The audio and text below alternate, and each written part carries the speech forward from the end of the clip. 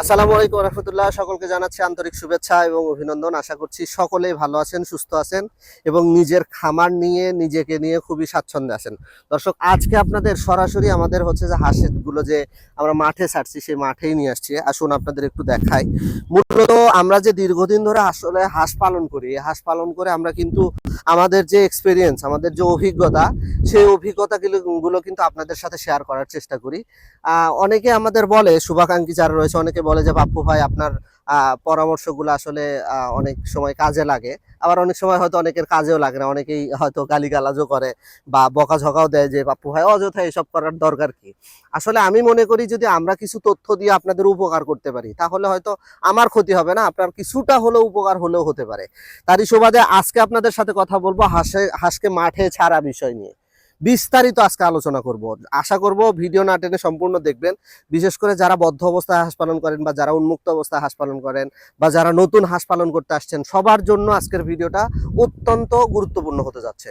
আসলে মূলত আপনাদের যে তথ্যটা কি, হাঁস হচ্ছে এমন একটা প্রাণী যে প্রাণীটা সব থেকে বেশি স্বাচ্ছন্দ্য বোধ করে পানি। এটা আপনাকে মেনে নিতেই হবে। আপনি যদি বদ্ধ অবস্থায় হাঁস পালন করেন, উন্মুক্ত করেন, যেখানেই করেন, যেভাবেই করেন, হাঁসকে প্রচুর পানির ব্যবস্থা করতে হবে। কারণ হাঁস পানিতে থাকতে সব থেকে বেশি স্বাচ্ছন্দ্য বোধ করে। সেক্ষেত্রে আপনার সুযোগ থাকতে পারে, আপনার যদি যেরকম অনেক এলাকা রয়েছে ইরিগেশনের পরে একটা নির্দিষ্ট সময় 1 মাস, 1.5 মাস, 2 মাস, 3 মাস বা অনেক সময় ইরিগেশনের পরে প্রায় 4-5 মাস পর্যন্ত আপনার মাঠ একদম ফাঁকা থাকে, উন্মুক্ত। অর্থাৎ সেই সময় মাঠে ধান রোপণ করা হয় না বা মাঠ একদম ফাঁকা থাকে, বিশেষ করে বিল ডোবাগুলো একদম হচ্ছে যে এরকম থাকে। তখন কিন্তু আপনার ক্ষেত্রে সম্ভাবনা সব থেকে বেশি। কিসের জন্য সম্ভাবনা? আমাদের হাঁসগুলো দেখুন। আসুন আরো একটু আগায়, মানে সকাল সকাল আসলে মাঠে সারা দেখতে পাচ্ছেন হাঁসগুলো কি সুন্দর দৌড়াদৌড়ি করছে এবং মাঠ থেকে হচ্ছে যে খাবার খুঁজতেছে আর কি। আসলে এক্ষেত্রে আপনার হাঁসের ক্ষেত্রে সুবিধা হবে কি, নানানমুখী সুবিধা হবে আপনি যদি হাঁসকে প্রাকৃতিক ভাবে এরকম ছেড়ে দিতে পারেন। প্রথমত বিষয়টা হচ্ছে হাঁস এরকম ভাবে দৌড়াদৌড়ি করতে পারবে। একটা জিনিস মনে রাখবেন, exercise is the best option of every life. মানে প্রত্যেকটা প্রাণীর জন্য আপনার হচ্ছে এক্সারসাইজটা, অর্থাৎ শারীরিক যে কসরতটা, আপনি মানুষ যখন রেগুলার হাঁটা চলা করবেন, দৌড়াদৌড়ি করবেন, তখন কিন্তু আপনার শরীরটা কিন্তু ভালো থাকবে। হাঁসের ক্ষেত্রে তাই, এই যে দেখুন হাঁসগুলো কি সুন্দর দৌড়াদৌড়ি করছে, এটা হাঁস সুস্থ থাকবে, প্রথম বিষয়। দ্বিতীয় বিষয়, এই যে দৌড়াদৌড়ির পাশাপাশি হাঁস কিন্তু খাবার খুঁজতেছে। এই যে এই মাটিতে এগুলোতে অনেক সময় ধান পড়ে, তারপরে হচ্ছে অনেক সময় ছোট মাছ থাকে, ছোট পোকামাকড় থাকে, শামুক থাকে।